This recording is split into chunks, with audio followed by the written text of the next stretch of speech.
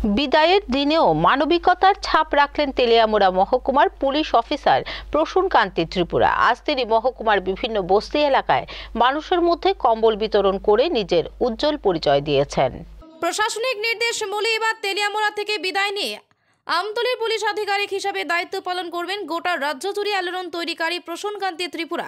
আজ ওনার নেতৃত্বে তেলিয়ামুড়া মহকুমার অন্তর্গত মঙ্গিয়াকামি এলাকার তুইথামপুই, মহারানীপুর এবং ত্রিপুরা বস্তি এলাকাতে গরিব এবং দুস্থদের মধ্যে কম্বল বিতরণ করা হয়। এই কর্মসূচিতে মহকুমা পুলিশ আধিকারিক ছাড়াও সিআরপিএফ ৭১ নম্বর ব্যাটালিয়নের আধিকারিক দীপক শুক্লা, মঙ্গিয়াকামি থানার ওসি প্রমুখ উপস্থিত ছিলেন।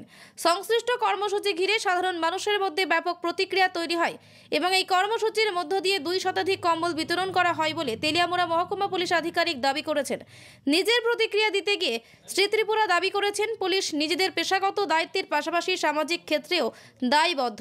এই বিশেষ দিককে সামনে রেখেই আজকের এই কর্মসূচি বলে দাবি করেন প্রসূন কান্তি ত্রিপুরা। এটা ত্রিপুরা পাড়া বলে এটাকে, এখানে টিএসআর ক্যাম্প আছে।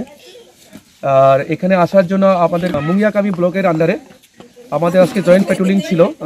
71 ব্যাটালিয়ন সিআরপিএফ এবং মুঙ্গিয়াকামি পুলিশ এবং আমি এসডিপির সঙ্গে এসেছি। তো এখানে আসা যাওয়ার জন্য একটাই রাস্তা আছে ব্রিকসোলিং, সেটাও উপর পর্যন্ত আসে, এরপর নিচে হেঁটে আসতে হয়। গ্রামের যোগাযোগটা পায়ের উপরেই নির্ভর করে। এবং এখানে যারা বসবাস করে সব ত্রিপুরা কমিউনিটির এবং খুব গরিব সম্প্রদায়ের ওরা। তো যেহেতু শীত পড়েছে, তো আমাদের ডিস্ট্রিক্ট পুলিশের তরফ থেকে আমরা এখানে আসে কম্বল বিতরণ করেছি গ্রামের মধ্যে।